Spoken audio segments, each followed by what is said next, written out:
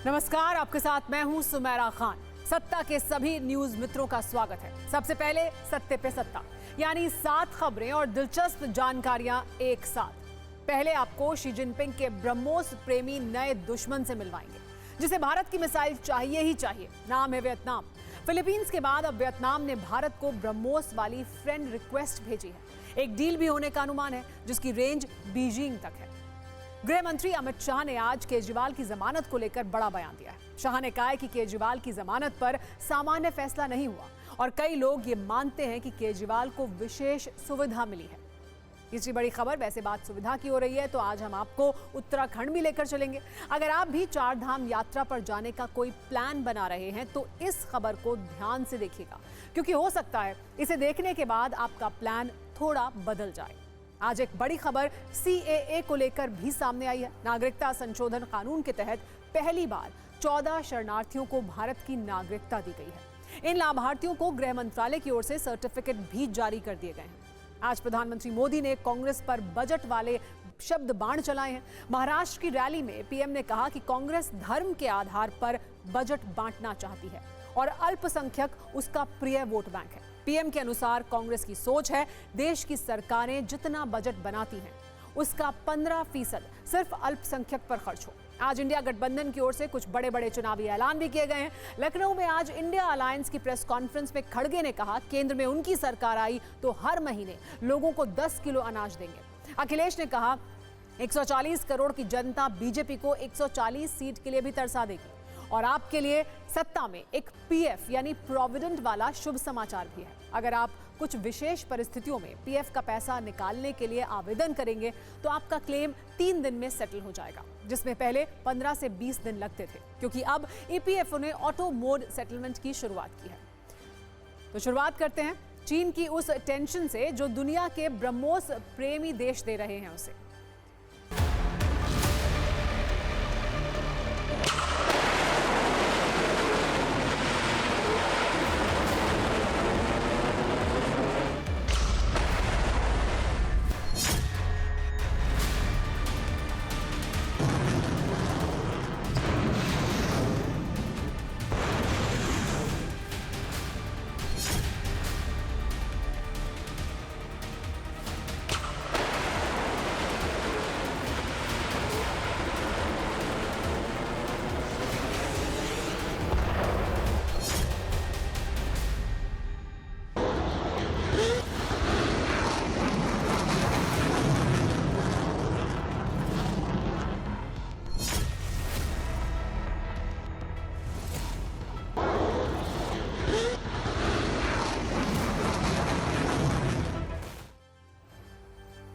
सत्ता में सबसे पहले हम बात करेंगे ब्रह्मोस प्रेमियों की, जिनकी संख्या साउथ चाइना सी में बढ़ती जा रही है। ब्रह्मोस प्रेमियों की लिस्ट में नया नाम वियतनाम का है और इस बात से शी जिनपिंग परेशान है। जिनपिंग के साउथ चाइना सी वाले दुश्मनों को भारत की सुपरसोनिक क्रूज मिसाइल ब्रह्मोस पसंद आ गई है। शी जिनपिंग ने कभी सोचा भी नहीं होगा कि उनके ही पड़ोस में ब्रह्मोस प्रेमियों की ऐसी फौज खड़ी हो जाएगी।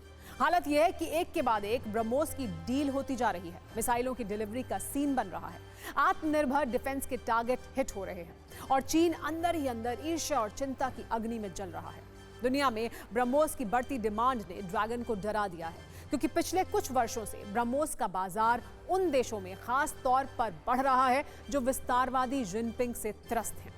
ब्रह्मोस प्रेमी देशों की इस सूची में नया नाम है वियतनाम, जो साउथ चाइना सी में चीन की हरकतों से परेशान होकर अब भारत के साथ ब्रह्मोस वाली डील कर रहा है। ताजा खबर यह है कि वियतनाम ब्रह्मोस खरीदने की डील बहुत जल्द फाइनल कर सकता है। इसकी वजह है चीन का रवैया। इस लिस्ट में सिर्फ वियतनाम का ही नाम नहीं है, बल्कि और भी ब्रह्मोस प्रेमी कई देश हैं जो जिनपिंग का ब्लड प्रेशर काफी बढ़ा रहे हैं। सत्ता में आज हमने दुनिया के दूसरे देशों से स्वदेशी ब्रह्मोस मिसाइल की डील और दिलचस्पी वाली मारक कुंजी तैयार की है, जिसकी रेंज में चीन की राजधानी बीजिंग है और जिसके टारगेट पर LAC के पास साजिशों की सड़क और प्रपंच के पुल वाले चीन के राष्ट्रपति शी जिनपिंग हैं। अगर यह कहा जाए कि साउथ चाइना सी में जिनपिंग के दुश्मनों के बीच आकर्षण का नया केंद्र ब्रह्मोस मिसाइल बन गई है तो गलत नहीं होगा। सबसे पहले ब्रह्मोस डील वाली कुंजी का जिक्र कर लेते हैं और आपको जिनपिंग के 2 ऐसे दुश्मनों से मिलवाते हैं जो ब्रह्मोस प्रेमी हैं। जिन्हें भारत की विनाशक और घातक ब्रह्मोस मिसाइलें पसंद हैं, जिन्हें यह लगता है कि भारत की ब्रह्मोस मिसाइल चीन के गुरूर को साउथ चाइना सी में डुबो देने की क्षमता रखती है। एक नाम है फिलीपींस का, जो साल 2022 से अब तक 48 ब्रह्मोस मिसाइल खरीद चुका है।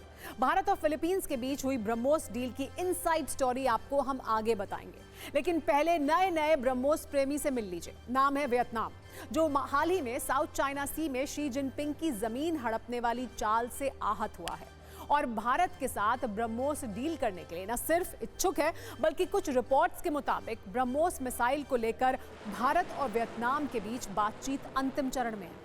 बताया जा रहा है कि सौदा फाइनल हो गया तो भारत और वियतनाम के बीच 5,215 करोड़ की ब्रह्मोस डील हो सकती है। आपको बता दें कि अगर ये डील फाइनल हो जाती है तो वियतनाम ब्रह्मोस मिसाइल खरीदने वाला दुनिया का दूसरा देश बन जाएगा। दक्षिण चीन सागर में जिस तरह चीन की दादागिरी बढ़ती जा रही है, उसे देखते हुए वियतनाम की सुरक्षा के लिहाज से ब्रह्मोस का बहुत महत्व है। वियतनाम दक्षिण चीन सागर में चीन के बढ़ते प्रभाव को कम करने के लिए अपनी सैन्य क्षमताओं को बढ़ा रहा है और भारत से ब्रह्मोस खरीदने के लिए तैयार है। सवाल यह है कि पूरी दुनिया में हथियारों के लिए कई बड़े बड़े विक्रेता हैं, लेकिन वियतनाम को ब्रह्मोस पर ही भरोसा क्यों है? ब्रह्मोस की कौन सी शक्ति वियतनाम को अपनी तरफ खींच रही है?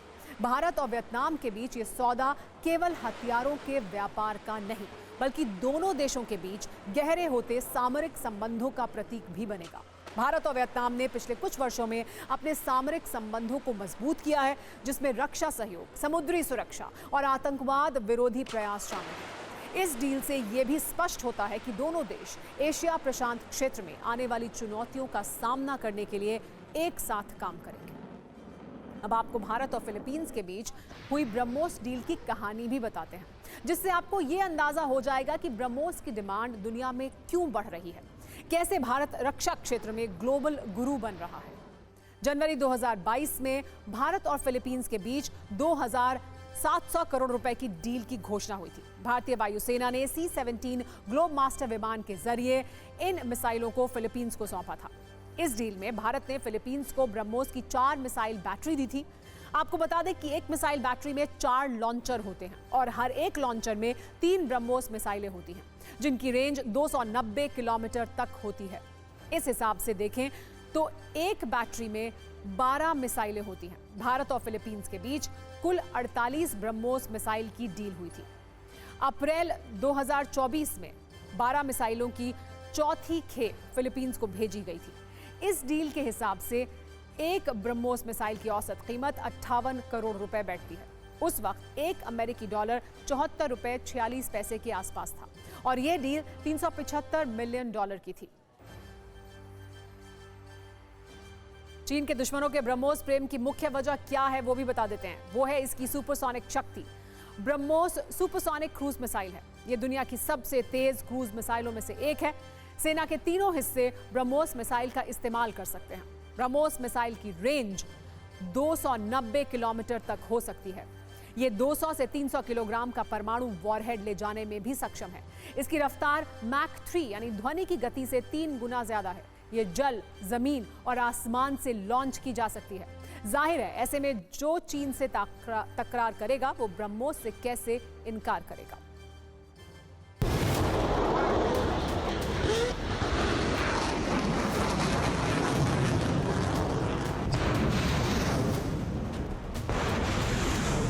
ये एक बहुत ही बड़ा वर्सेटाइल मिसाइल सिस्टम है।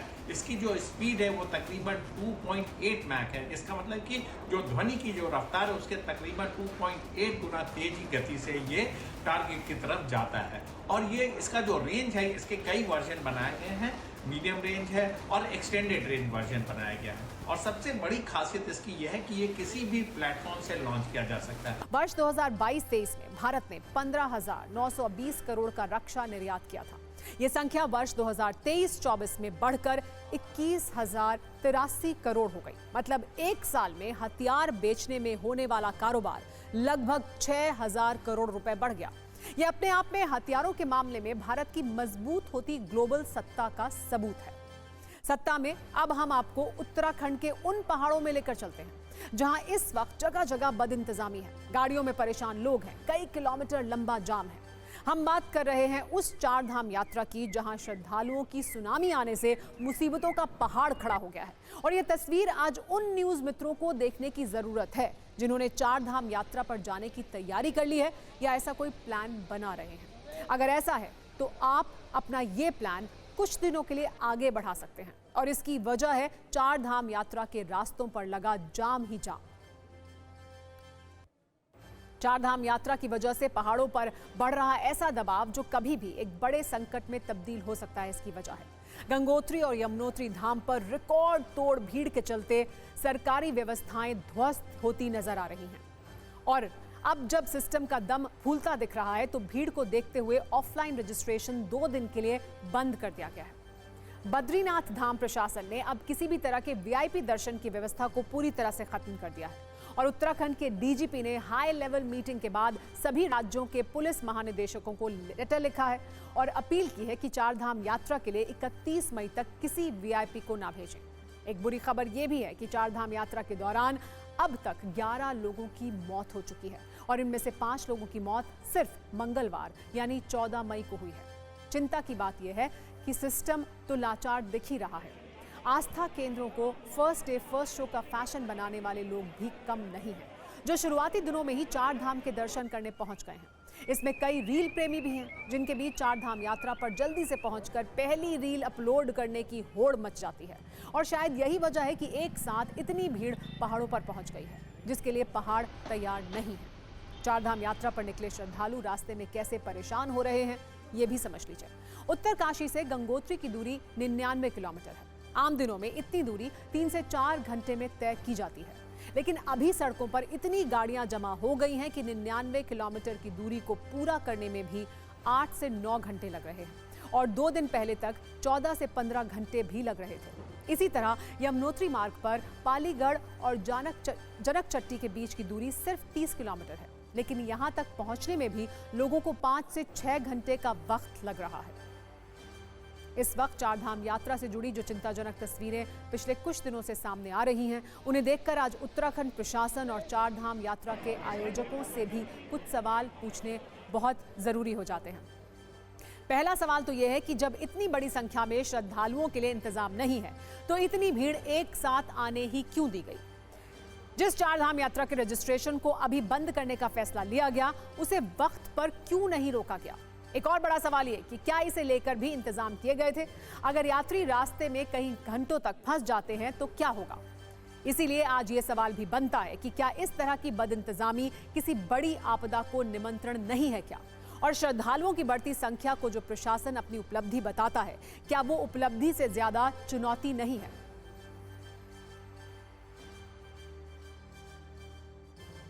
अब हम आपको चार धाम यात्रा के लिए पहुंच रहे श्रद्धालुओं से जुड़े कुछ आंकड़े भी बताते हैं, जिससे आपको यह समझ आएगा कि कैसे अचानक इस बार उत्तराखंड में श्रद्धालुओं वाली सुनामी आ गई है।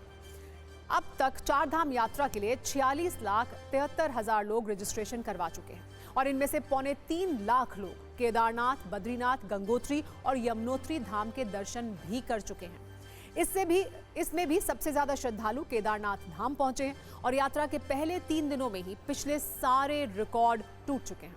वर्ष 2023 में चार धाम यात्रा के पहले 3 दिनों में 95,000 लोगों ने अलग अलग धाम में जाकर दर्शन किए थे, लेकिन इस वर्ष शुरुआती 3 दिनों में ये आंकड़ा 1.5 लाख तक पहुंच गया है, जो पिछले वर्ष के मुकाबले 61% ज्यादा है। इस भीड़ को देखते हुए यह अनुमान लगाया जा रहा है कि इस बार चार धाम यात्रा पर भक्तों के आने का नया रिकॉर्ड बनेगा और इस अनुमान के पीछे एक डर भी है।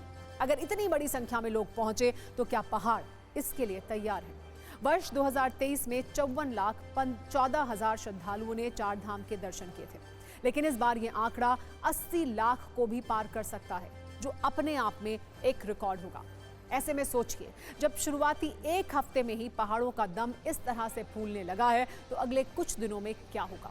इसीलिए आस्था से जुड़े ये आंकड़े थोड़े चिंताजनक जरूर हैं।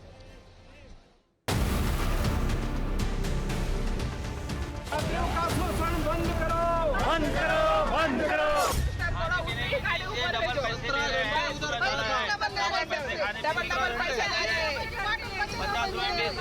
देखो हम मारे तो आप लोगों का पेट भर रहा है, सब आराम से करो। बंद करो, बंद करो। और मैं यहाँ की सरकार से ये कहना चाहता हूँ कि जब तक आपकी व्यवस्था दुरुस्त नहीं है तो क्यों हम लोगों को टीवी पे चैनल पे दिखा के बुलाया जाता है। उत्तराखंड में आइए, चारों धाम यात्रा शुरू होने वाली है, इसके लिए क्या कर रही है।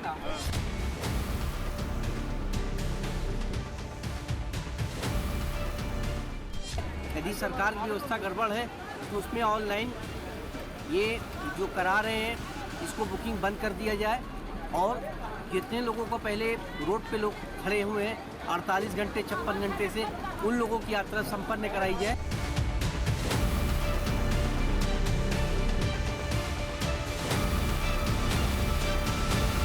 प्रत्याशित तौर पे जो है भीड़ है गंगोत्री और यमुनोत्री में आना चालू हुई है। यमुनोत्री में लगभग 45% यात्री जो है पिछले साल से बढ़ा है। उसी की वजह से जो बड़ी बड़ी बसेस आ रही हैं नैरो पैचेस पे फंस रही हैं और उनको निकालने में काफ़ी वक्त लग रहा है।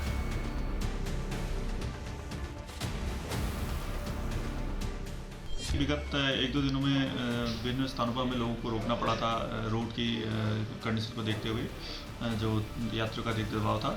अब स्थिति तब से बेहतर है।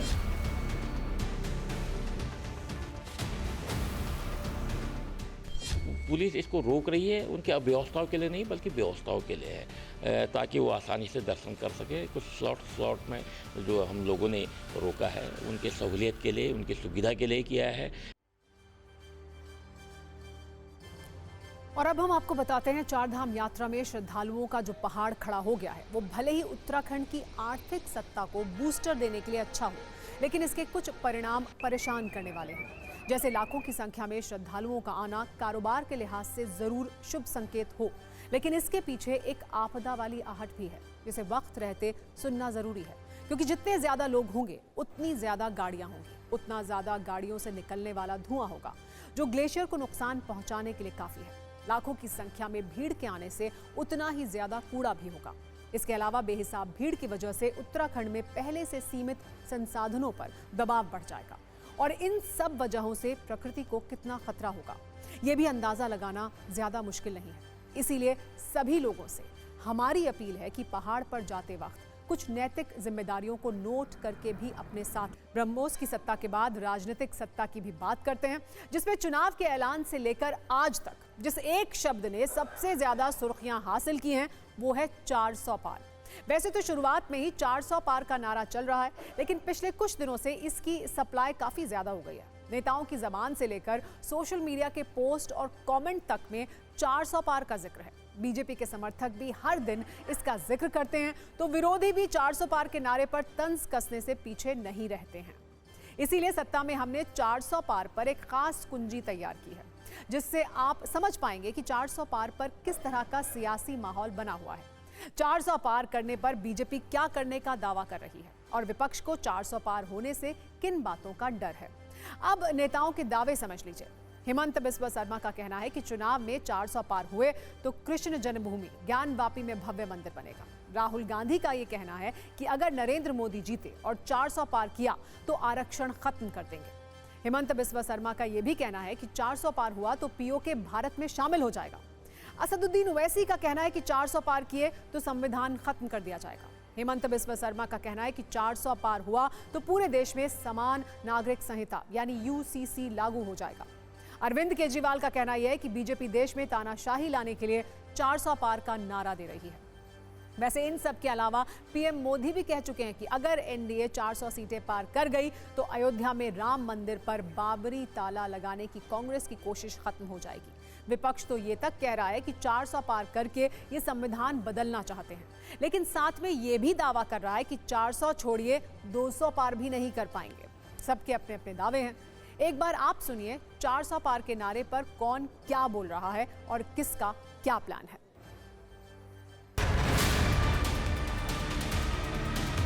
हमें 400 सीट क्यों चाहिए? लास्ट टाइम हमारा साथ 300 सीट था। हमने क्या किया? हमने राम मंदिर का प्राण प्रतिष्ठा किया। 400 सीट में कृष्ण जन्मभूमि भी बनेगा कि नहीं बनेगा? बनाना है कि नहीं? मथुरा में कृष्ण जन्मभूमि, ज्ञानवापी मस्जिद का जगह में मंदिर बनना चाहिए कि नहीं बनना चाहिए? चाहिए कि नहीं बनना चाहिए?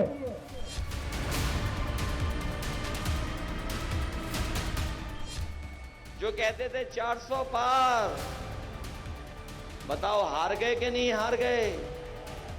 और मैं जो माहौल देख रहा हूं, इस बार 140 करोड़ जनता इनको 140 सीटों के लिए भी तरसा देगी। कि मोदी जी 400 पार जो पहले से बोलते आ रहे हैं,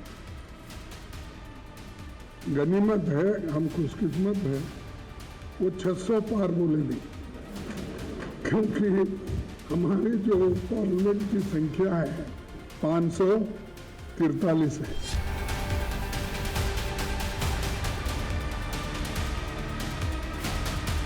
आसाम में बीजेपी की कितनी सीटें कम हो रही है उस बारे में वहाँ के मुख्यमंत्री जी ने बात करें। काशी में क्या होगा वो जनता तय करेगी। मथुरा की बात छोड़ दीजिए, मथुरा में हेमा मालिनी हार रही है।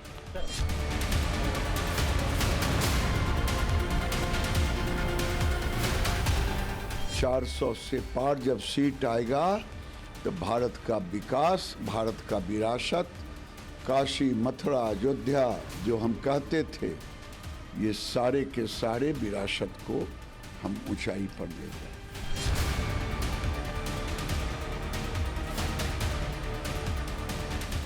इस बार नो 400 पार, इस बार तो बेड़ा पार भी नहीं हो रहा। बेड़ा पार दिल्ली में तो जमुना पार है ना, दिल्ली में जमुना पार है। 400 पार के नारे पर चिंगारियां तो खूब निकल रही हैं। सत्ता पक्ष हो या विपक्ष, दोनों के प्लान भी बड़े बड़े हैं। अगर 400 पार हुआ तो क्या क्या करेंगे।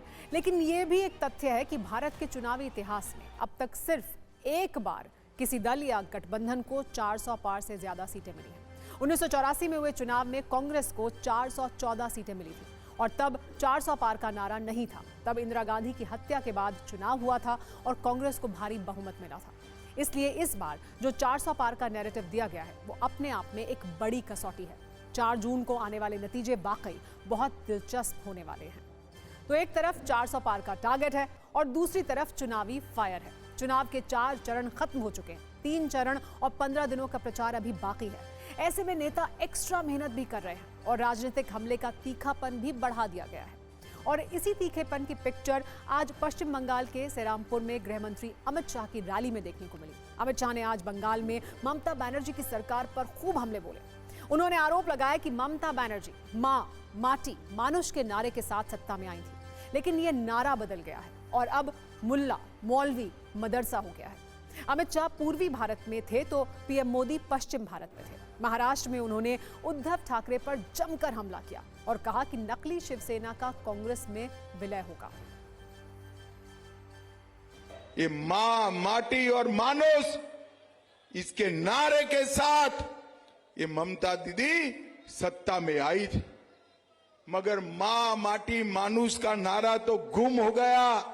मुल्ला, मदरसा और माफिया का नारा आज बंगाल में जमीन पर उतर गया। मुझे बताओ भाइयों बहनों, इमाम को, मुल्लाओं को बंगाल की तिजोरी से तनख्वाह देनी चाहिए क्या? अरे जोर से बोलो, देनी चाहिए। हाई कोर्ट ने ना बोल दिया, ममता दीदी ने वक्फ बोर्ड से देने का काम किया।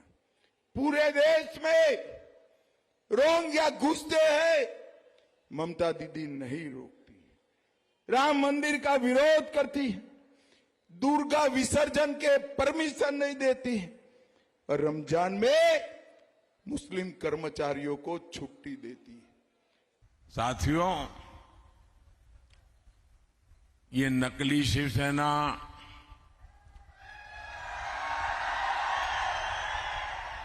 नकली राष्ट्रवादी पार्टी, इसका कांग्रेस में विलय होना पक्का है।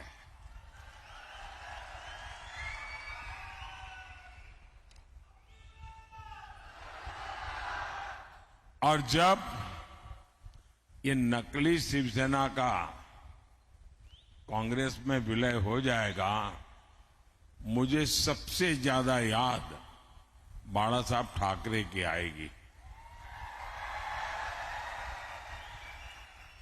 क्योंकि बाला साहब जी कहते थे जिस दिन लगा कि शिवसेना कांग्रेस बन गई है उस दिन शिवसेना समाप्त कर दूंगा। मतलब अब नकली शिवसेना का अता पता भी रहने वाला नहीं है। अब एक छोटी लेकिन दिलचस्प राजनीतिक खबर जो दिल्ली और पंजाब के राजनीतिक ज्वाइंट वेंचर से तैयार हुई है। शराब घोटाले में अंतरिम जमानत पाने के बाद दिल्ली के मुख्यमंत्री अरविंद केजरीवाल लगातार चुनाव प्रचार कर रहे हैं और वो सिर्फ अपनी पार्टी के लिए नहीं बल्कि कांग्रेस उम्मीदवार के लिए भी वोट मांग रहे हैं। आज वो उत्तर पश्चिमी दिल्ली और चांदनी चौक लोकसभा सीट के लिए रोड शो कर रहे हैं। इस रोड शो में उदित राज, कन्हैया कुमार और जेपी अग्रवाल यानी कांग्रेस के तीनों उम्मीदवार मौजूद हैं। दिल्ली में तो कांग्रेस को अरविंद केजरीवाल पर पूरा भरोसा है, लेकिन पंजाब में भरोसे की नदी पूरी तरह से सूख चुकी है। पंजाब के पूर्व सीएम और कांग्रेस नेता चरणजीत सिंह चन्नी कह रहे हैं कि अरविंद केजरीवाल पर शराब घोटाले के गंभीर आरोप हैं। वो कुछ दिनों के लिए जेल से बाहर हैं, उन पर भरोसा नहीं किया जा सकता। यानी कांग्रेस दिल्ली में तो केजरीवाल का स्वागत कर रही है, लेकिन पंजाब में उचित दूरी बनाकर चलने की कोशिश में है। केजरीवाल एक शराब के बहुत बड़े घोटाले च नामजद जेल चो सिर्फ 15 दिन वास्ते बाहर आ रहा है। अजिहे बंदे पर असीं क्या विश्वास कर सकते हैं। दिल्ली दे विच बहुत बड़ा शराब का घोटाला होया ते उही घोटाला पंजाब विच भी होया। केजरीवाल दा इत्थे स्वागत नहीं, उसका विरोध होना चाहिए। साडे पंजाब नूं लुटिया जा रहा है, इस करके असीं दा विरोध करते हैं। वैसे अरविंद केजरीवाल सिर्फ पंजाब कांग्रेस के नेताओं के टारगेट पर नहीं है। बीजेपी बिना मौका गंवाए उन पर हमला कर रही है। आज तो खुद गृह मंत्री अमित शाह ने कहा कि शराब घोटाले में जिस तरह से अरविंद केजरीवाल को जमानत मिली है, कई लोगों को ऐसा लगता है कि उन्हें विशेष सुविधा मिली है। ये बयान राजनीति की दुनिया और न्यायपालिका के चेंबर्स में चर्चा का विषय बना हुआ है। मैं तो मानता हूं कि सुप्रीम कोर्ट का स्पष्ट रूप से कंटेम्प्ट है। इनका कहने का मतलब है जो विजयी होता है सुप्रीम कोर्ट उनको दोषी होने के बावजूद भी जेल नहीं भेजती। अब जिन जज साहबों ने उनको जमानत दी है उनको ये सोचना है कि उनके जजमेंट का क्या उपयोग या दुरुपयोग हो रहा है। सुप्रीम कोर्ट को अधिकार है न्याय की व्याख्या करने का, पर पहली बार हो रहा है कि मगर मैं मानता हूं ये रूटीन और नॉर्मल प्रकार का जुडिशियल जजमेंट नहीं है। काफी लोग देश में मानते हैं कि स्पेशल ट्रीटमेंट दिया गया। सत्ता में आगे बढ़ते हैं और राजनीतिक खबरों की स्टीयरिंग को पश्चिम बंगाल से उत्तर प्रदेश की तरफ मोड़ते हैं, जहां दो बाहुबलियों ने एक ही दिन करीब एक ही समय में अलग अलग तरह के ऐलान किए हैं। ये दोनों बाहुबली हैं राजा भैया उर्फ रघुराज प्रताप सिंह और धनंजय सिंह। राजा भैया ने इस चुनाव में न्यूट्रल रहने का फैसला किया है। उन्होंने अपने समर्थकों से अंतरात्मा की आवाज पर वोट देने को कहा है, जबकि जौनपुर के पूर्व सांसद धनंजय सिंह ने अपने लोगों को बीजेपी का समर्थन करने के लिए कहा है। अब ये सवाल है कि वो राजा भैया जो गृह मंत्री अमित शाह से मिल चुके हैं, उनकी बात बीजेपी से कहां बिगड़ गई और धनंजय सिंह को बीजेपी से ऐसा क्या मिला, ये तो पता नहीं।